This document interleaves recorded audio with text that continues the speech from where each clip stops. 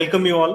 सर्वांचं मी स्वागत करतो या लेक्चर नंबर 2 मध्ये. आणि आपण कालच्या सेशनमध्ये आपण हे बघितलं होतं की फंडामेंटल अनालिसिस जे आहे ते रिझल्ट ओरिएंटेड आहे क्वार्टरली बेसिसवरती, आणि टेक्निकल अनालिसिस जे आहे ते चार्ट पॅटर्न कॅन्डलस्टिकच्या हिशोबानं ते वर्कआउट होतं. त्याच्यामध्ये दोन बेसिक गोष्टी असतात, एक म्हणजे लॉंग आणि दुसरं म्हणजे शॉर्ट. लॉंग म्हणजे तो बाय करतोय, किंमत ती वरती जाण्याची अपेक्षा त्याला आहे, आणि किंमत वरती गेल्यानंतर तो त्याचा प्रॉफिट जो आहे तो ब्लॉक करण्याचा प्रयत्न करणार, त्यावेळेस त्याला तो सेल करणार. म्हणजे लॉंग करतोय म्हणजे तो बाय करतोय, आणि किंमत अवचित प्रॉफिट झाल्यानंतर तो त्याला काय करतो, बुक करतोय, म्हणजेच त्याला सेल करतोय. हे लॉंग जे बिल्टअप होतंय त्याच्या अपोजिट लॉंग अनवाइंड हा पर्टिक्युलर शब्द असतो. तर किंमत जर वाढणारी असेल तर त्यामध्ये आपलं प्रॉफिट होऊ शकतं. किंमत जर फॉलो होणार, जसे अदानी सारखी, अडाणीचे शेअर जे आहेत ना ते फॉलो होऊ राहिले, प्रत्येकाला माहिती आहे. ते म्हणतात की बाबा आता इथून ह्या पॉईंट पासून इथपर्यंत जाणार आहे, तर मार्केट ती सुद्धा संधी देतं.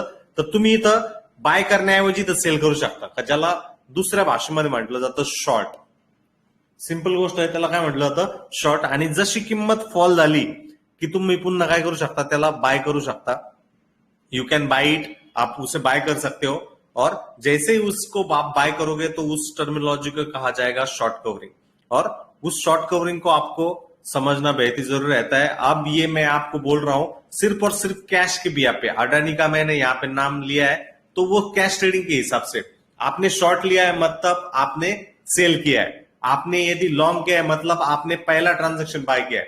तो यहाँ पे जो विश्लेषण है वो विश्लेषण ये है कि आपका ट्रांजैक्शन आपको पता होना चाहिए कि ट्रांजैक्शन उस दिशा में, उस डायरेक्शन में हो रहा है या नहीं हो रहा है. और ये ट्रांजैक्शन कब कंप्लीट होगा, जब आपने खरीदा है, मतलब आपने बाय किया है और उसे बेच दिया है, तब जाके ये ट्रांजैक्शन कंप्लीट होगा. यदि आपने बाय ही करके रखा हुआ है तो उसे ओपन ट्रांजैक्शन कहा जाएगा. और उस ओपन ट्रांजैक्शन को आपको समझना है, आपको उसकी अहमियत समझनी है. और यदि वो अहमियत समझनी है देन अल्टीमेटली आगे जाते हुए दूसरा जो रहेगा, मतलब आप बाय किए हो, लॉन्ग किया है ऐसा कहा जाएगा. सेल कर रहे हो मतलब लॉन्ग को आप अनवाइंड कर रहे हो, ये कहा जाएगा. और दूसरा ट्रांजैक्शन का यदि मैं प्रकार आपको यहाँ पे समझाना चाहूं यहाँ पे, तो यदि वो ट्रांजैक्शन का आपका पहला ऑपरेशन सेल है और उसके अपोजिट में यदि आप उसे बाय कर रहे हो, तो अल्टीमेटली वो चीज ये है कि आपने सेल कर रहे हो मतलब वहां पे आप शॉर्ट इनिशिएट कर रहे हो, और उसके अपोजिट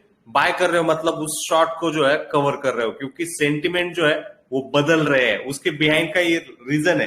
तो बेसिक थिंग मी तुम्हाला सांगतोय जी की लॉंग आणि शॉर्ट मध्ये काय डिफरन्स असतो.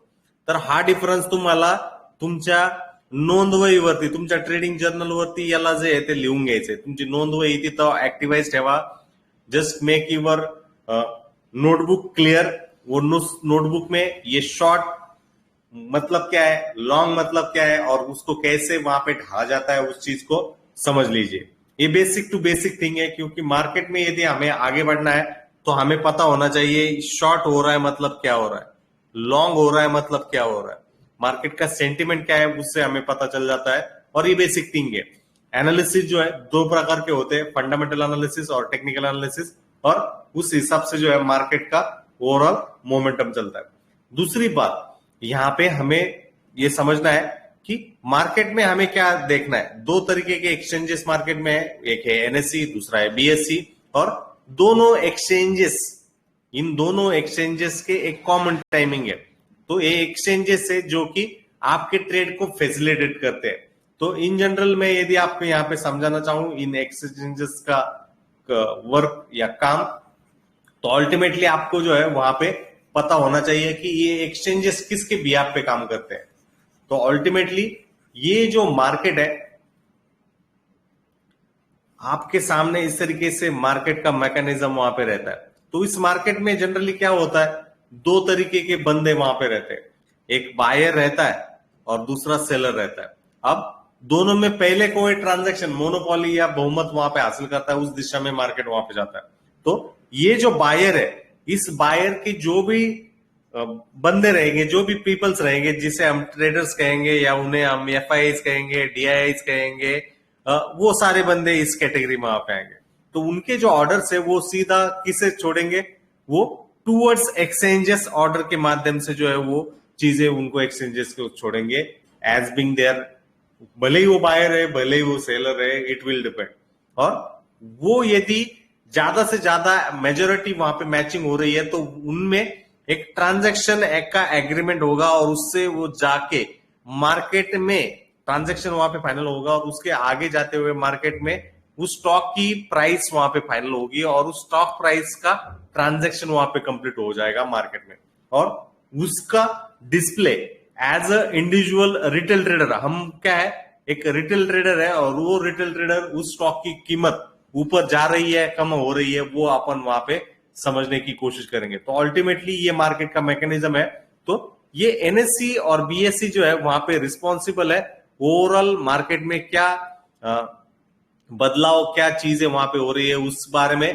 तो इस एनएससी की तरफ जो है ऑर्डर्स वहां पे जाते हैं और ये ऑर्डर जो रहेंगे ये दोनों तरीके के वहां पे ऑर्डर्स रहेंगे जो कि आपको बताएंगे, भले ही वो बायर का भी ऑर्डर रहे और सेलर के भी ऑर्डर रहे और दोनों में equilibrium matching of the orders करने की वो कोशिश करेंगे और उसके बाद में वो जो कीमत आएगी वो स्टॉक प्राइस के माध्यम से आपको मार्केट में दिखेगी। और यदि अपन ऐप द्वारा, रिटेल ट्रेडर ऐप द्वारा ही वो कीमत देखता है ना, तो उस ऐप के माध्यम से भले ही ब्रोकर अलग अलग ब्रोकर्स के माध्यम से वो मार्केट को एक्सेस कर सकता है।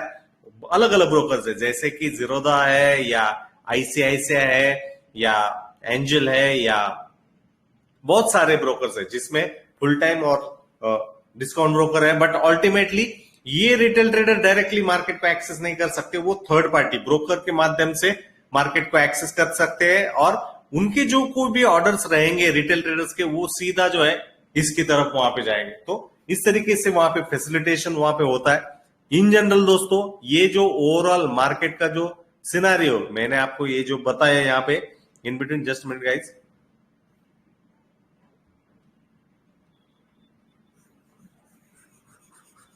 ये जो मार्केट का वहां पे सिनारियो, ये सिनारियो सेकेंडरी मार्केट वहां पे, मतलब आप जो भी मार्केट इंडिविजुअल वहां पे ट्रेड कर रहे हो that is the simple secondary market. दो तरीके के मार्केट रहते हैं, वो मार्केट के बारे में मैं आपको यहाँ पे बेसिक बता रहा हूं, समझा रहा हूं।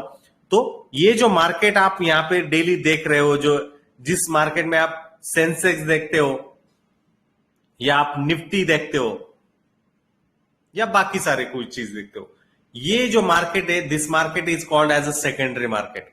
और ये सेकेंडरी मार्केट में जो है पार्टिसिपेंट और सब लोगों का वहां पे होता है, मतलब उसमें आपके एफआईआईज रहेंगे, डीआईज रहेंगे और रिटेलर्स वहां पे रहेंगे। एफआईआईज मतलब फॉरेन इंस्टीट्यूशनल इन्वेस्टर, डीआईज मतलब डोमेस्टिक इंस्टीट्यूशनल इन्वेस्टर और आपकी कैटेगरी जो रिटेल कैटेगरी है वो वहां पे रहेंगे जो कि अलग अलग चीजों से वहां पे रहेंगे। बट इस मार्केट से पहले एक चीज वहां पे रहती है जो कि प्राइमरी मार्केट रहता है और वो एक प्राइमरी मार्केट जो है एक प्री आईपीओ वाला मार्केट रहता है जहां पे उस स्टॉक की कीमत का जो वैल्यूएशन है वो वहां पे फाइनल होता है। और इस प्राइमरी मार्केट में कुछ चुनिंदा, कुछ सिलेक्टिव लोग ही उस स्टॉक को बाय कर सकते हैं और उनकी जो बाइंग रहती है वो लैक्स ऑफ लैक्स में रहती है या करोर्स ऑफ करोर्स में वहां पे रहती है। तो ये इकोसिस्टम मार्केट की उस तरीके से वहां पे होती रहती है। तो इस इकोसिस्टम को समझना है और यदि वो फाइनलाइज होता है तो उसके बाद में हमारे जिसे हम सेकेंडरी मार्केट वहां पे कहते हैं, उस सेकेंडरी मार्केट में वो सिर्फ और सिर्फ आईपीओ के माध्यम से वहां पे आ जाती है, इनिशियल पब्लिक ऑफरिंग जिसे हम कहते हैं। तो ये बेसिक ऑफ बेसिक थिंग है।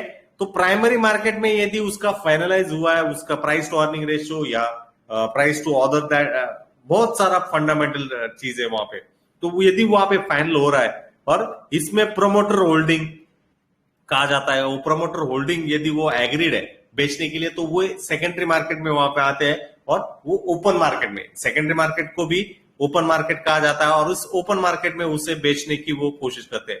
तो अल्टीमेटली यदि मुझे इस सेकेंडरी मार्केट को समझना है तो मुझे मेजर इंडाइसेस कौन कौन से हैं वो मुझे पता होने चाहिए और उस मेजर इंडाइसेस को वन बाय वन में यदि समझू तो फर्स्ट ऑफ ऑल हमारा जो मेन इंडाइसेस वहां पे रहेगा वो निफ्टी 50 है। उसके अलावा आप निफ्टी बैंक को भी ट्रैक ऑन कर सकते हो क्योंकि मार्केट में जो भी तरलता जिसे हम लिक्विडिटी कहते हैं वो बैंकिंग के स्टॉक के माध्यम से वहां पे संयमित रहती है। इसके अलावा वहां पे आप सेंसेक्स को भी देख सकते हो कि जो कि ये निफ्टी 50 और निफ्टी बैंक जो है एनएससी इंडाइसेस को वहां पे इंप्लीमेंट करता है और ये सेंसेक्स जो है वो बीएसई इंडाइसेस को वहां पे मेंशन करता है। तो मार्केट अप जा रहा है या नीचे जा रहा है, यदि आपका निफ्टी 50 ऊपर जा रहा है और सेंसेक्स भी ऊपर जा रहा है तो हम कहेंगे मार्केट अप जा रहा है। यदि ये दोनों निचले स्तरों पर नीचे डायरेक्शन पे जा रहा है तो हम कहेंगे मार्केट डाउन जा रहा है। तो ultimately this is the basic difference between the primary market और सेकेंडरी मार्केट। और जो लोगों ने अब तक इसे लिखा नहीं है देन अल्टीमेटली उनसे अपील रहेगी कि इसे लिख लीजिए, क्योंकि आपके लिए एक सिंपल सी बात, सिंपल से अंडरस्टैंडिंग वाली चीजें यहाँ पे है।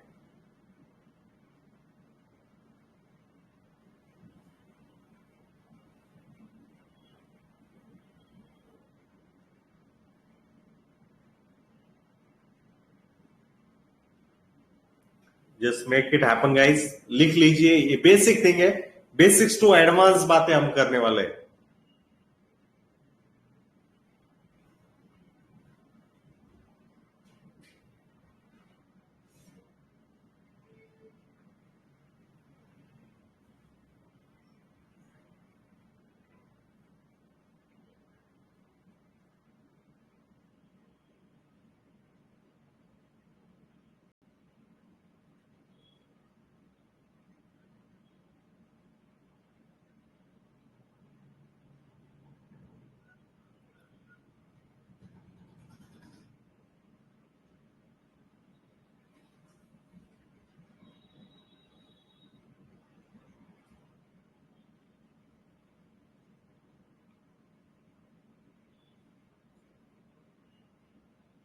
होप सो आपने इसे लिख लिया होगा।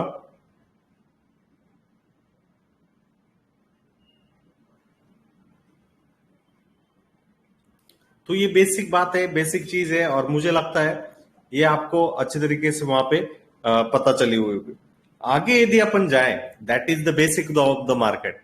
अब यहाँ पे इस निफ्टी 50 को यदि हमें समझना है, निफ्टी 50 का मतलब ये है कि उसमें अलग अलग 50 कंपनियां, 50 कंपनीज वहां पे है, और वो कंपनी जो है अलग अलग सेक्टर से वहां पे है। अब ये 50 कंपनियां कौन सी है यदि वो मुझे पता होनी चाहिए, then obviously NSC India Google पे आप सर्च कर सकते हो। वहां पे आप जैसे ही जाओगे तो वहां पे जाते हुए आपको इस तरीके से होम स्क्रीन, होम पिच जो है आपके सामने आ जाएगा, और वहां पे आपको एडवांसेस डिक्लाइन में जो है टोटल सीन वहां पे देखने को मिलेगा। एडवांसेस में 20 कंपनियां एडवांसेस में थी और डिक्लाइन में 30 कंपनीज वहां पे थी, और आज के एवरेज प्राइस आप देखोगे तो इस तरीके से आपके सामने वहां पे देखने को मिल रही है।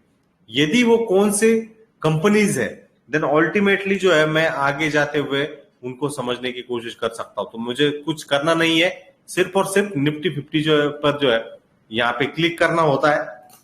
यदि मैं क्लिक करवा देता हूं देन अल्टीमेटली निफ्टी 50 वाले जो मेन पार्ट जो है मुझे वहां पे देखने को मिलेगा। तो मैंने कुछ नहीं किया है, एनएससी की जो वेबसाइट है उस पर मैंने वहां पे क्लिक किया है। निफ्टी 50 ब्रॉडर मार्केट इंडाइसेस में मुझे देखना है, और इस ब्रॉडर मार्केट इंडाइसेस में अपार्ट फ्रॉम निफ्टी 50 जो नेक्स्ट निफ्टी 50 क्या है, निफ्टी 100 क्या है, और बहुत सारे वहां पे Nifty 500, 200, India VIX, small cap, ये ब्रॉडर मार्केट इंडाइसेस है जो कि रिफ्लेक्ट करती है। और उसके बाद यदि अपन देखें तो सेक्टरल इंडाइसेस में आपको निफ्टी 50 में जो 50 कंपनियां जो सिलेक्ट कर दी गई है अदर सेक्टरल इंडाइसेस से, तो bank, auto, financial, FMCG, IT, media, metal, pharma, PSUs, private bank, reality, health care, consumers और ड्यूरेबल वहां पे आपको देखने को मिलेगा। बट मुझे पता होना चाहिए कि निफ्टी 50 में कौन से स्टॉक्स है। तो निफ्टी 50 पे यदि मैं क्लिक करूं तो इस तरीके से निफ्टी 50 का ही हिस्टोग्राम या निफ्टी 50 का ही ओवरऑल यहाँ पे कट्टा चिट्टा जो है मेरे सामने वहां पे देखने को मिल जाएगा। और यदि मैं यहाँ पे निफ्टी 50 पे ही क्लिक करूं तो आपको 50 कंपनियां कौन कौन सी निफ्टी 50 में है वो आपको वहां पे सिंपल सी पता चल जाएगी। तो मैं यदि इस निफ्टी 50 पे क्लिक करूं तो अल्टीमेटली वही पेज मेरे लिए लैंड होगा जो कि मैंने आपको यहाँ पे दिखाया था, वही चीजें मेरे लिए वहां पे बनती हुई दिख जाएगी। तो मैं यहाँ यदि ब्रॉड मार्केट इंडाइसेस पे क्लिक करता हूं तो उस ब्रॉड मार्केट इंडाइसेस में जैसे मैं क्लिक करूंगा तो मेरे लिए निफ्टी 50 का जो मेन इंडाइसेस वहां पे है वो मुझे पता चल जाएगा। मैं ज्यादा डीपर नहीं जाऊंगा, आपको थरल नॉलेज वहां पे होना चाहिए एनएससी का, वो मैं आपको यहाँ पे समझाना चाहूंगा। तो निफ्टी 50 का जो ओवरऑल क्या डाइवर्सिफिकेशन है वो यहाँ पे दिखाया गया है। 50 स्टॉक्स है जो कि 13 अलग अलग सेक्टर्स ऑफ द इकोनॉमी से यूज किए गए हैं, और यहाँ पे वैरायटी ऑफ पर्पसेस यूटिलाइज किया है, जो कि fund portfolios, index based derivatives और इंडेक्स डेरिवेटिव्स के लिए। निफ्टी 50 जो है टोटली मैनेज है NSC indices limited, formerly known as Indian index services और प्रोडक्ट सर्विसेज, जिसे एनएससी इंडाइसेस भी कहा जाता है। और ये specialise company focus upon the core product, जो कि इंडेक्स जो कि 62% वहां पे फ्री फ्लोट मार्केट कैपिटलाइजेशन को रिप्रेजेंट करेगी एज ऑन 30 सितंबर के हिसाब से। टोटल ट्रेडेड वैल्यू जो है इसके लास्ट 6 मंथ का वो लगभग 41% वहां पे निफ्टी 50 इंडाइसेस का, और निफ्टी 50 का जो डेरिवेटिव्स है वो बहुत ही वहां पे एडल है। और निफ्टी 50 में कौन कौन से वहां पे स्टॉक्स है उसके बारे में ये फैक्ट शीट्स वहां पे, तो मैं वहां पे जाना नहीं चाहूंगा। मैं सिर्फ और सिर्फ निफ्टी 50 पे जैसे मैं क्लिक करता हूं तो इस निफ्टी 50 में कौन कौन से स्टॉक है, यदि मेरे को उसकी फाइल डाउनलोड करनी है तो मैं वहां पे कर सकता हूं। आप सिंपल और सिंपल वहां पे देख सकते हो। तो निफ्टी 50 में 26 सेक्टर्स के अलग अलग स्टॉक्स, और आप देखोगे तो ब्रिटानिया है, आईटीसी है, इंडसइंड बैंक है, हिंद यूनिलीवर है, Infosys, Wipro, TCS, HCL tech, Axis, ICIS है, कोटक महिंद्रा, मारुति, भारतीय एयरटेल, एसबीआई, ग्रासिम, अल्ट्राटेक, ये बहुत सारे स्टॉक्स वहां पे। और हर एक स्टॉक को ही अपन ट्रेड करे क्या, अदर स्टॉक को नहीं ट्रेड करेंगे। तो अल्टीमेटली आप हर एक स्टॉक को ट्रेड कर सकते हो या एक ही ट्रेड को वहां पे सिलेक्टिव कर सकते हो। बट जो मार्केट की तरलता, मैं यूज वर्ड कर रहा हूं तरलता, जिससे लिक्विडिटी कहा जाता है। लिक्विडिटी का मतलब कितनी आसानी से आप उसको बेच सकते हो, वो मार्केट की तरलता उसे पहचान जाता है। एग्जाम्पल के तौर पे, उदाहरण में यदि तरलता का देना चाहूं तो लेट्स कंसिडर आप ए सिटी में रहते हो, you are resident of the a city, और उस ए सिटी के सेंटर में कोई तो प्लॉट जो है वहां पे बेचने वाला है। Centre of that A city one plot of 1 गुंटा, 1 गुंटा का प्लॉट वहां पे है और वो बेचने के लिए। और यदि वहां पे बेचने के लिए कोई आता है तो अल्टीमेटली यदि उस लोकेशन का सेंटर है तो वहां पे तरलता रहेगी और अल्टीमेटली वो बेचा जाएगा। बट लेट्स कंसिडर उसी ए सिटी के सेंटर की वजह 5 किलोमीटर अवे, 5 किलोमीटर अवे पे एक प्लॉट वहां पे, और वहां पे 1 गुंटा जो मैंने आपको कहा था वो बेचने के लिए वहां पे 1000 स्क्वायर फीट लैंड वहां पे बेचने के लिए। तो आप क्या मानते हो कि वहां पे आपके लिए बायर मिल जाएगा? नहीं मिलेगा, क्योंकि ऑलरेडी वो 5 किलोमीटर आवे, वहां पे क्या लैंड प्रोजेक्ट बाकी चीज होने वाली है नहीं है, तो वो तरलता वहां पे नहीं रहेगी। आप बेचना भी चाहोगे तो अल्टीमेटली वो इतना इजीली जो है वो बेचा नहीं जाएगा, उससे जो है टाइम वहां पे लग जाएगा, और उसी की वजह से आप क्या कर पाओगे, आप वहां पे स्टक रहोगे। तो वो जो तरलता का जो फैक्टर है वो निफ्टी 50 के स्टॉक्स में आपको वहां पे देखने को मिलेगा। मतलब लिक्विडिटी जो है आप आसानी से वहां पे बेच सकते हो, बाय कर सकते हो, वो चीजें जो है जनरली आपको वो होती हुई दिख जाएगी। तो वो लिक्विडिटी होती है। तो ये निफ्टी 50 के ये 50 स्टॉक्स है, तो वो आपको वो समझना है। और इनमें अलग अलग सेक्टर्स के वहां पे स्टॉक्स देखने को मिलेंगे। आप देखोगे तो बॉटम में अदानी पोर्ट्स, अदानी एंटरप्राइजेस है, यूपीएल है, आईशियर मोटर्स है, हीरो मोटोकॉर्प है, बजाज फाइनेंस है, टाटा स्टील है, कोल इंडिया है, Asian Paint, Titan, Cipla, BPCL, Nestle, Tech Mahindra, ONGC, JSW Steel, Reliance, Apollo Hospital, Tata Motors, Tata Consumers, Hindalco, Bajaj Auto, L and T, SBI Life, Mahindra and Mahindra, doctor Reddy, Bajaj Finserv, Ultra, Cemco, Grasim, SBI, Bharti Airtel, Maruti, ये सब stock वहां पे। अब ये 50 के 50 स्टॉक देखे तो अपने को निफ्टी 50 पता चलेगा? क्या आपका मानना है? तो 50 स्टॉक देखने पड़ेंगे तब जाके हमें पता चलेगा कि निफ्टी 50 ऊपर जाने वाला है या निफ्टी 50 जो है वो नीचे आने वाला है। बराबर है या नहीं है? मैं सिंपल सी बात आपको बोल रहा हूं कि निफ्टी 50 ऊपर जाएगा या नीचे जाएगा, ये कैसे मुझे 50 स्टॉक को देखते हुए पता चलेगा? नहीं पता चलेगा।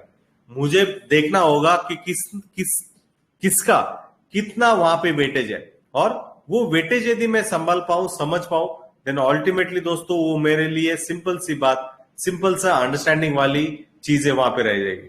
तो वो कॉम्पोजिशन क्या है वो मुझे पता होना चाहिए।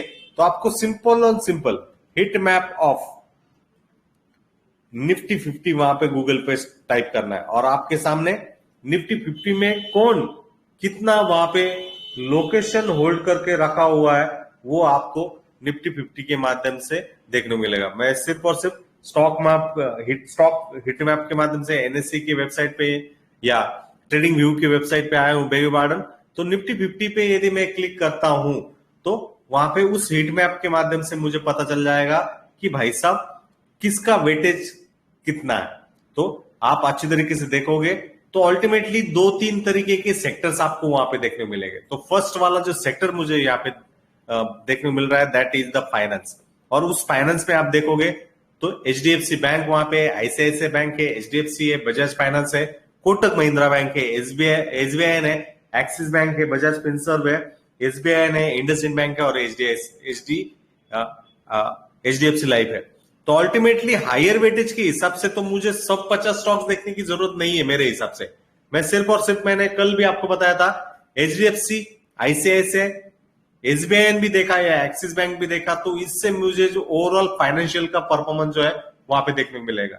भले ही मैंने बजाज फिनसर्व नहीं देखा, इंडसइंड बैंक नहीं देखा, कोटक महिंद्रा बैंक नहीं देखा, ये सिर्फ 4 या 5 ही देखे तो मुझे फाइनेंशियल स्टॉक्स में और जिसका रिप्लिकेशन निफ्टी 50 में जो as being the financial sectors की तरफ से पता चल जाता है वो मुझे पता चल जाएगा। टेक्नोलॉजी सर्विसेज जिसे हम सिंपल और सिंपल भाषा में आईटी कहते हैं, उस आईटी सेक्टर्स में कौन कौन से स्टॉक्स है वो अपने को देखने को मिल जाते हैं। तो अल्टीमेटली यदि आप फाइनेंस पे क्लिक कर जाते हो तो फाइनेंस में क्या परफॉर्मेंस वहां पे हुआ है वो आज के दिन में आपको देखने को मिल जाएगा। तो ये सेक्टरल एनालिसिस हमें पता होना चाहिए और इन बिटवीन सबसे हाईएस्ट वेटेज किसका है वो भी चीज पता होनी चाहिए। तो अल्टीमेटली वो हिटमैप कंपोजिशन आपको कहना है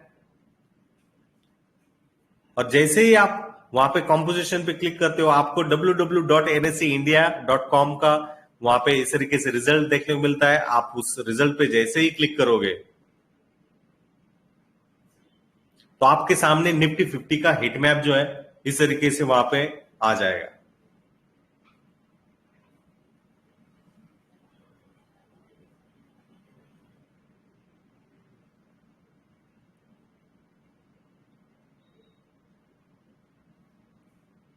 Why it is not showing?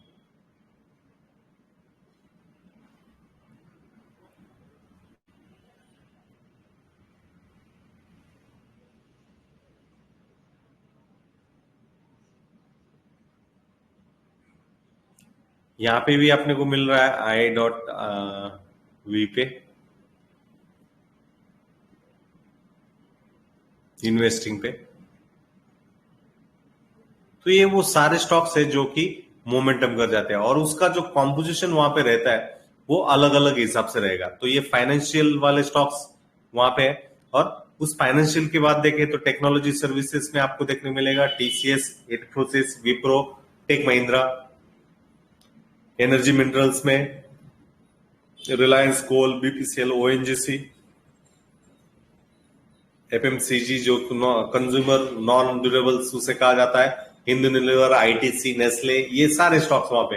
तो इस तरीके से आपके सामने विस्तृत वहां पे जानकारी रहती है कंज्यूमर ड्यूरेबल्स में जिसमें ऑटो और बहुत सारी चीजें वहां पे आती है वो आपको वहां पे देखने को मिलेंगे। आप देखिए अच्छी तरीके से, ऐसी तरीके से जूम इन जूम आउट उसे आप कर सकते हो। तो मार्केट में क्या हो रहा है, हलचल क्या हो रही है, मस्ट प्रोबेबिलिटी चीजें क्या हो रही है वो सामने आपके चीजें दिखती है।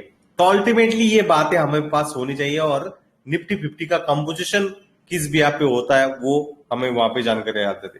तो अल्टीमेटली आज के दिन में आईटीसी ही क्यों, आज के दिन में परसिस्टेंट सिस्टम ही क्यों, यदि वो आपने देखा होगा तो अल्टीमेटली आपको चीजें जो है वहां पे ध्यान आती हुई दिखी होगी। तो अल्टीमेटली दोस्तों मोमेंटम तो था मार्केट में और उस मोमेंटम के बदौलत ही बहुत सारी चीजें वहां पे घटती बिगड़ती हुई दिखी। निफ्टी बैंक की बात करें तो अल्टीमेटली इस लेवल के ऊपर निफ्टी बैंक ने कल के दिन के लिए सस्टेन करता है फ्लैट ओपनिंग के केस में, तो एक रैली वहां पे होनी तय है। यदि ये गैप अप कर जाता है, ऑलरेडी मैंने वीडियो अपलोड करके रखा हुआ है, वहां पे मैंने आपको बता के रखा हुआ है, आप देख सकते हो। तो इंडसइंड बैंक और एक्सिस बैंक जो है मोमेंटम दिखाते हुए आपको दिखे इंट्राडे के हिसाब से, और इस हिसाब से वो चीजें आपको बनती हुई दिख जाएगी। बट क्यों ये चीजें हो रही है, why this things are happening, ये थिंग क्यों हैपन हो रहा है, ये ओवरऑल टेक्निकल एनालिसिस के बिहाफ पे हो रही है, ओवरऑल ट्रेंड के हिसाब से हो रही है, और उस ट्रेंड को हमें अच्छे तरीके से वहां पे समझना बेहद ही जरूरत है। और अल्टीमेटली मार्केट आप यहाँ पे अच्छे तरीके से देखोगे तो आपको पता होना चाहिए मार्केट ने 2022 से बढ़ने के लिए जो टाइम लिया था वो टाइम ये क्या 2 दिन में ही कवर होता दिखा है, और अल्टीमेटली ये रिसेंट लो है, यदि ये टिकता है तो अल्टीमेटली ये बाउंस बैक वाली कैंडल करने के लिए रहेगा, क्योंकि ऑलरेडी इसकी ट्रेजेक्टरी हिस्ट्री जो है उसी तरीके से है। एंड ये 1500 रुपए के आसपास भले ही क्लोजिंग के टाइम के आसपास गया है, एक बेरिश मोमेंटम वो क्रिएट कर रहा है, तो अल्टीमेटली ये सारी बातें रहेगी। और यदि इसको वो ब्रिज डाउन कर जाता है देन अल्टीमेटली वो डिमांड जोन को उसके ब्रिज डाउन करता हुआ दिख जाएगा, और उसके नीचे वो जाते हुए आपको दिख जाएगा। तो निफ्टी 50 की यदि स्टॉक्स की बात करें तो इतनी वोलेटिलिटी निफ्टी 50 के स्टॉक्स में नहीं रहेंगी। जैसे हमने अभी अभी देखा निफ्टी 50 में कौन कौन सा है, एक्सिस बैंक का आप चार्ट देखोगे तो सिंपल तरीके से वहां पे बिहेवियर हो रहा है, इतना बड़ा फॉल नहीं हो रहा है, क्योंकि उनका क्वालिटी कंपोजिशन उतना रहता है और स्टॉक का बिहेवियर उस तरीके से होता आपको दिखता है जैसे अडानी में हो रहा है। अडानी का इंक्लूजन निफ्टी 50 में है, बट वो ओवर प्राइस या ओवर वैल्यूड वाली चीजें रहेगी, और निफ्टी 50 के आपके स्टॉक्स का परफॉर्मेंस आप यहाँ पे देखोगे तो आपको पता चल जाएगा कि एक वेल नोन बिहेवियर की तरह वहां पे बिहेवियर जो है वहां पे करता हुआ आपको निफ्टी 50 वाले स्टॉक दिखेंगे। तो अल्टीमेटली ये सारी बातें, ये सारी चीजें वहां पे देखनी चाहिए, और उसमें फाइनेंशियल स्टॉक्स में जो मेन सीक्रेट वाले स्टॉक्स रहते हैं वो फाइनेंशियली रहते हैं, उन फाइनेंशियल्स को आपको समझना बेहद ही जरूरत रहता है। ऑटोमोबाइल्स भी रहते हैं, अगेन वो फाइनेंशियल्स रहते हैं, तो वो सारी बातें वहां पे रहती है। तो जब भी मुझे मार्केट का एनालिसिस करना होता है तो ओवरऑल मार्केट का हिट मैप क्या चल रहा है वो चीज आपको अंडरस्टैंड करनी होती है, जिसमें फाइनेंस है, टेक्नोलॉजिकल सर्विसेज है, एनर्जी मिनरल्स है, consumable non durables, consumer durables, non energy minerals, communications है, प्रोसेस इंडस्ट्रीज है, टेक्नोलॉजी, हेल्थ टेक्नोलॉजीज के सेक्टर में, सर्विस सेक्टर में बहुत सारे वहां पे चीजें रहेगी। तो ये बातें, ये चीजें आपको समझनी होती है। तो अल्टीमेटली आपको एक प्रश्न पड़ा होगा कि वो हमारी नजर मोमेंटम के हिसाब से आईटीसी या टेक्नोलॉजी सर्विसेज पे गई थी, उसका रीजन का आंसर जो है मैं आपको चार्ट के माध्यम से वहां पे समझाना चाहूंगा, क्योंकि वो भी बात, वो भी चीज आपको अच्छे तरीके से पता होनी चाहिए। तो ज्यादा टाइम मैं नहीं गवाऊंगा, सिर्फ और सिर्फ मैं यहाँ पे वो चार्ट ओपन करूंगा,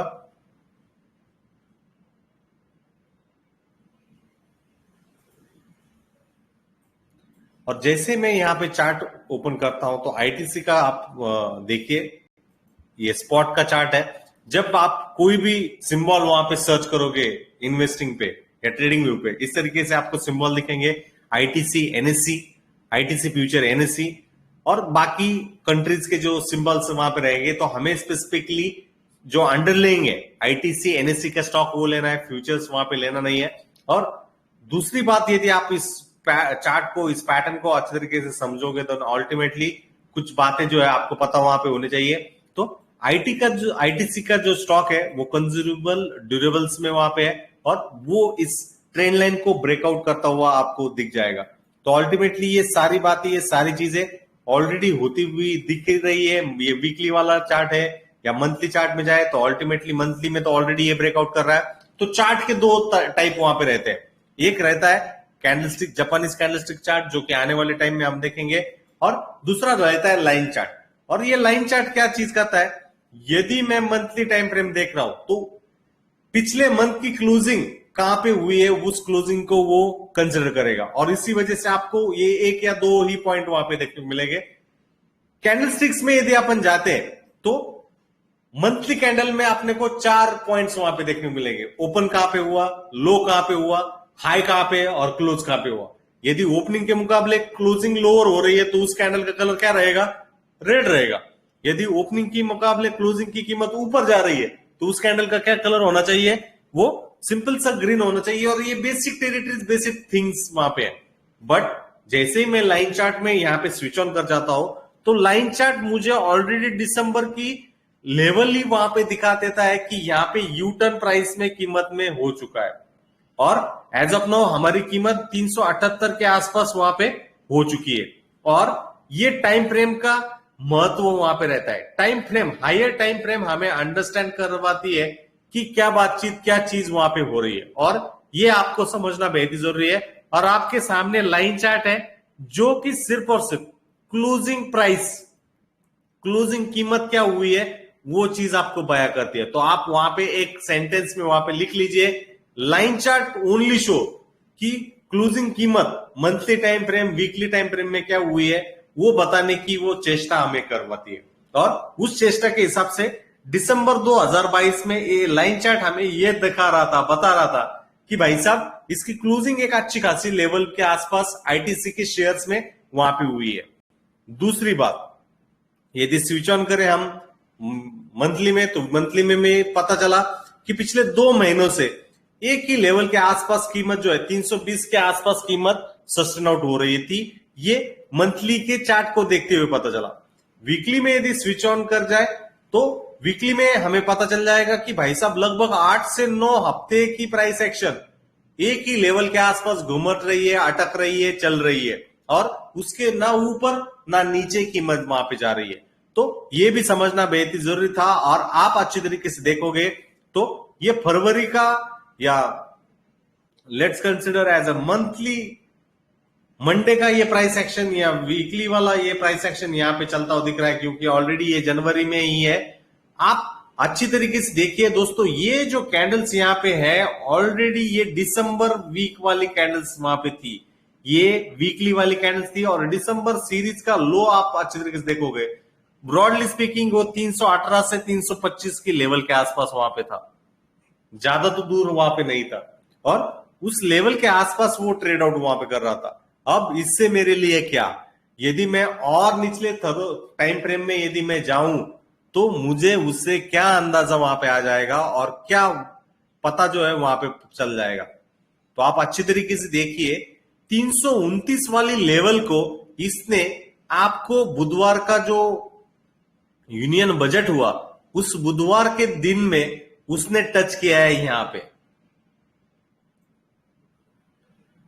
और उसका महत्व क्या है, जो कि पिछले 2 महीनों से कीमत को यहां पे बुल्स ने पकड़ा रखा हुआ है, बुल्स हैव होल्डेड, बुल्स ने यहां पे पकड़ा हुआ रखा है। हमारे जैसे चिम्या, गोमे, टोमे are buying over here, but आप देखोगे कीमत ऊपर गई, बट जैसे ही यहां पे मार्केट ओपन हुआ वहां से बजट में कुछ तो न्यूज आया, इवेंट आया, जैसे ही उसने उस लेवल को टच किया, आप देखिए कितना भयानक इफेक्ट ऊपरी स्तरों पर बाइंग का आते हुए दिखा।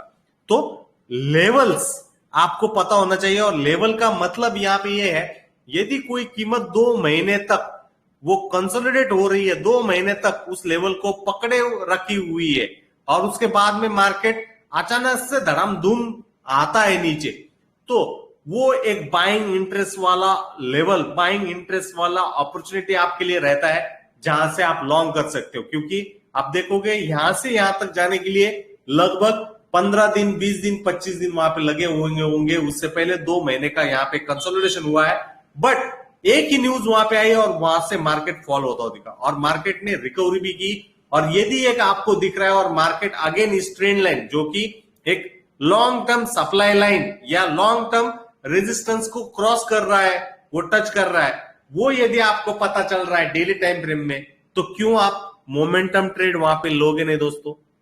क्यों आप मोमेंटम ट्रेड के हिसाब से आईटीसी को ट्रेड आउट नहीं कर पाओगे? तो ये सारी बातें, ये सारी चीजें आपके सामने वहां पे रहती है। सिर्फ और सिर्फ फर्क ये रहता है कि आपका एनालिसिस सिर्फ कागज पे रखते हो, आपका एनालिसिस सिर्फ पेपर ट्रेड पे रखते हो, बट एक्चुअल इन सभी डॉट्स को यदि आप कनेक्ट कर पाओगे, देन अल्टीमेटली ये बातें रहेगी। तो मेरे लिए कंफर्मेशन कल वाली कैंडल थी, और आप अच्छी तरीके से कल वाली कैंडल के बाद ये प्राइस एक्शन कंपेयर आउट करोगे आवले टाइम फ्रेम में जाते हुए, तो अल्टीमेटली मोमेंटम कब था दोस्तों वो भी आपको पता चल जाएगा। ये मोमेंटम सिर्फ और सिर्फ पहले घंटे के लिए था, या लेट से दूसरे घंटे के लिए था, उसके बाद में ये साइडवेज टू निगेटिव होता दिखा। तो मोमेंटम जब हो रहा है तो आप मोमेंटम के ट्रेडर के तौर पे वहां पे स्कैल्पिंग कर सकते हो, ट्रेड वहां पे ले सकते हो। बट रिमेंबर, यदि आप गलत हो गए, यदि आप इस तरीके से गलत हो गए तो आपकी बैंड भी बजने में, वहां पे बैंड भी बज सकती है। तो आपके लिए यदि मोमेंटम में आपको ट्रेड करना है तो आपका स्टॉप लॉस भी वहां पे बड़ा हो सकता है। और यदि आप उस स्टॉप लॉस के फॉलो करते हो अल्टीमेटली, तो बिंग रिस्क टू रिवॉर्ड के हिसाब से वो चीजें आपके सामने रखते हुए आगे वाली चीजें वहां पे कंसिडर आउट होती हुई दिख सकती है। तो ये चीजें आपको रिफ्लेक्ट होती हुई दिखेगी। अगेन ये एक डबल कैंडलस्टिक पैटर्न है जो कि लोअर टाइम फ्रेम में जाके दिख रहा है, एक बुलिश एंगल्फिंग वाला कैंडलस्टिक पैटर्न, ये आगे जाते हुए दिखेंगे। बट आपके अंडरस्टैंडिंग के लिए मैं बताना चाहूंगा क्यों ये लाल है। मार्केट इस जोन के आसपास ओपन होता है, वहां से हाई बनाता है, उसके बाद यहां पे लो बनाता है और उसी लो साइड में क्लोज करता आता है। तो यदि कोई रेड कैंडल है तो हमेशा उसका ओपन जो है वो हायर साइड में रहेगा। इस तरीके से ओपन से वो दूसरा सीक्वेंस बनाएगा जो कि हाई बनाएगा और उस हाई के बाद फॉल करते हुए निचले स्तरों पर जाएगा, जहां पे आपके लिए लो बनेगा जो कि पॉइंट नंबर 3 रहेगा। और उसके बाद में उसी तरीके उसी साइड में वो क्लोज हो रहा है, तो उस क्लोजिंग पॉइंट जो है आपके लिए क्लोजर पॉइंट 4 रहेगा। और ये आपके लिए रेड कैंडल कैसी की टर्मिनोलॉजी होगी ये मैंने आपको बताया, तो इसको लिख लीजिए। ओपन होगा फर्स्ट पॉइंट, बाद में दो हाई की तरफ जाएगा, लो बनाएगा और क्लोज करेगा। लिख लीजिए प्लीज।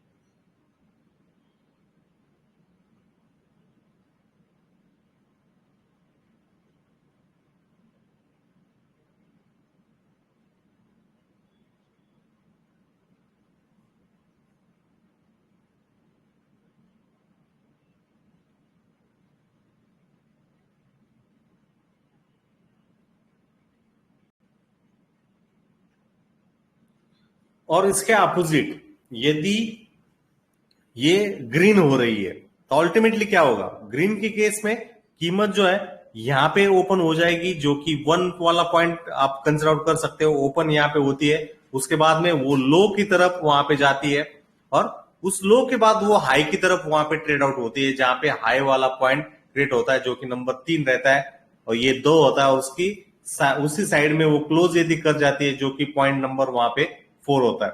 और इसी वजह उस कैंडल का कलर जो है इस तरीके से ग्रीन होता है। यदि आप कंपेरेटिव करोगे तो ओपन के मुकाबले क्लोजिंग प्राइस ऊपर है, इसीलिए उस कैंडल का कलर जो है ग्रीन है। यहाँ पे ओपन के मुकाबले कैंडल का क्लोज निचले स्तरों पर है, इसीलिए उसका कलर जो है रेड है। तो अल्टीमेटली एक बेसिक थिंग, बेसिक चीज हमें वहां पे ध्यान देनी है, समझनी है। दूसरी बात, यहाँ पे मार्केट जो ड्राइव इन कर जाता है, I hope so you have written that, you have done that. Market जो है दोस्तों, दो तरीके के ट्रेडर के माध्यम से मार्केट वहां पे ट्रेड आउट होता है। एक रहता है रिस्पॉन्सिव ट्रेडर,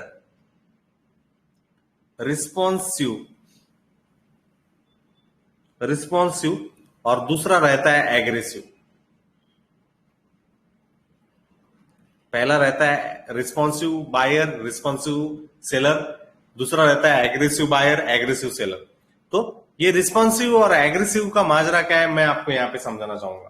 तो अल्टीमेटली आप यहां पे देखोगे कि आईटीसी के स्टॉक ने यहां पे बहुत दिन लिए ऊपर जाने के लिए, लगभग 8 से 10 दिन। बट यहां पे इवेंट डे था और उस इवेंट डे के दिन न्यूज ऐसी आई कि आईटीसी की जो प्रोडक्ट जो कि स्मोकिंग से रिलेटेड है, उन आईटीसी के प्रोडक्ट पे ज्यादा सरचार्ज, ज्यादा टैक्सेस लगेंगे। और उस टैक्सेस का इंपैक्ट क्या होगा, वहां पे ऑब्वियसली कंजम्पशन या उसका जो यूज है वो कम हो जाएगा। और इसीलिए यहां पे एग्रेसिव सेलर, मतलब ये जो पॉइंट ऑफ टाइम के आसपास मैं आपको यहां पे बताना चाहूंगा, let me zoom in that. Aggressive seller ने जैसे ही वो न्यूज वहां पे आती है, वो प्रीवियस डे लो के नीचे वो सेल कर जाता है, जो कि 350 के आसपास थी, ओपन होते हुए 353 के आसपास वहां पे हुई थी। तो अल्टीमेटली 353 के आसपास ये हाई था और जैसे ही previous day low, PDL, previous day low के नीचे कीमत वहां पे जाती है, तो वहां पे रिस्पॉन्सिव सेलर्स जो है एंट्री कर जाते हैं। प्रीवियस डे लो के नीचे, पीडीएल के नीचे। बट जैसे ही वो न्यूज आती है तो कीमत भले कोई रहे, वहां पे एग्रेसिव सेलर्स वो बेचने वहां पे लग जाते हैं। एग्रेसिव सेलर्स जो है वो बेचने वहां पे लग जाते हैं। तो होता क्या है, उसका इंप्लीकेशंस बायर पड़ जाते हैं कम, और उसकी वजह से कीमत जो है निचले स्तरों पर जाती है। बट कब तक वो नीचे जाएगी? अल्टीमेटली वो एक रिस्पॉन्सिव बायर वहां पे एग्रेसिवली वो देखेगा ही ना। आप देखोगे वहां पे वो सेलिंग का ट्रेजेक्टरी करता है। बट जैसे ही वो 329 जो कि 2 महीने का लो है, 2 महीने का लो वहां पे दिख रहा है, तो वो दिख जाता है एग्रेसिव बायर को। अगेन यहां पे किसे दिख जाता है? एग्रेसिव बायर को वो चीज दिख जाती है। तो एग्रेसिव बायर ये समझता है कि भाई साहब ये इफेक्ट यदि वो टच कर रहा है, देन अल्टीमेटली वो एग्रेसिव बायर उस सेलर से वो बाय करने वहां पे लग जाता है, और अल्टीमेटली ये मोमेंटम वो ऊपरी स्तरों पर लेके जाता है लगभग इसी लेवल के आसपास जहां पे वो फॉल हुआ था। बट जैसे ही मार्केट अगेन 353 की लेवल को अल्टरनेट कर जाती है, जैसे वो अगेन उसको रीच कर जाती है, आपको पता चल जाता है वहां पे अगेन एक रिस्पॉन्सिव बायर वहां पे खड़ा है, और उस रिस्पॉन्सिव बायर की जिम्मेवारी वहां पे रहेगी, वो बाय करेगा, और वो रिस्पॉन्सिव बायर वहां पे बाय करने में लग जाता है, जुट जाता है। और वो जैसे ही जुट जाता है, वहां से कीमत आपको बाउंस बैक करते हुए 354 से बाउंस बैक करते हुए 380 या 81 का वहां पे हाई लगाता है। तो अल्टीमेटली ये युद्ध जो है इस तरीके के लाल बियर्स के बीच में और इस तरीके के ग्रीन बुल्स के बीच में रहेगा। बट ये जो एक्चुअल युद्ध रहेगा ये एग्रेसिव प्लेयर्स के बीच में रहेगा, और ये एग्रेसिवनेस जो है आपको काउंटर करना है इन टेक्निकल एनालिसिस। यदि आप इन एग्रेसिव बायर्स और एग्रेसिव सेलर्स को समझ जाओगे, देन अल्टीमेटली दोस्तों आपके लिए जो सिंपल सा मार्केट का जो स्ट्रक्चर है समझना बेहद ही सहज सरल वहां पे हो जाएगा। अल्टीमेटली इस बात को आपको अच्छे तरीके से समझना होगा। तो जहां पे इस तरीके से ताबड़तोड़ एक रेंज के बाहर, एवरेज के बाहर बाइंग और सेलिंग यदि वहां पे हो रही है, तो उसको आपको समझना है और उसको देखते हुए ही आपको आगे बढ़ना है। That is my simple learning for you. Adani enterprises में भी वही हुआ है, हायर टाइम फ्रेम के हिसाब से हुआ है। बट दोस्तों जितना एग्रेसिवली इसे बेचा जा रहा है, यदि यहां पे वो बायर आता है, अल्टीमेटली वो 200 पॉइंट की रिकवरी कर जाता है, तो उस 200 पॉइंट की रिकवरी के बाद भी आपको उसको ट्रैक ऑन करना होता है, और उसके बाद क्या पता 80% उसको रिकवरी कर ले जाए। उस रिकवरी में हमें टेक्निकल एनालिसिस के माध्यम से वहां पे चीजों का अंडरस्टैंड करना है। तो अल्टीमेटली मैं जो आपको ये बात बता रहा हूं, चीज बता रहा हूं, ये किसके बलबूते पर बता रहा हूं? ये बात मेरी छिड़ी थी ये इस स्टॉक हिट मैप के माध्यम से, जो कि निफ्टी 50 में कौन कौन से 50 स्टॉक्स है वो पता होना चाहिए, और उसमें से चुनिंदा ही स्टॉक्स को हमें फॉलो करना है। जैसे फाइनेंशियल में मैंने आपको बताया, टेक्नोलॉजीज में आप यहां पे देख सकते हो, या इंडिविजुअल स्टॉक्स भी आप सेक्टर के हिसाब से देख सकते हो। बट 50 के जो स्टॉक्स है उनमें निफ्टी 50 का इंप्लीकेशंस रहेगा, और उसको देखते हुए ही आप जो है आगे वहां पे बढ़ सकते हो। तो ये सारी बातें रहेगी। तो कल के दिन के लिए जो इफेक्टिव चीज रहेगा, अगेन ये डोमिनो इफेक्ट रहेगा। मैंने ऑलरेडी वीडियो अपलोड करके रखा हुआ, जाइए और अडानी एंटरप्राइजेस को फॉलो करिए। और इन बिटवीन आज के लिए यही एक सिंपल सी लर्निंग रहेगी। कल के सेशन में हम ये निफ्टी 50 के अलग अलग सेक्टर्स में कौन कौन से स्टॉक्स है, उनका कंपोजिशन कितना है, और कैंडल स्टिक्स का जो बेसिक एनालॉजी जो है वो समझने की कोशिश कल के सेक्शन में करेंगे, जो कि हमारा लेक्चर नंबर 3 रहेगा। इन बिटवीन दोस्तों कैसा लगा ये सेशन आपको, वो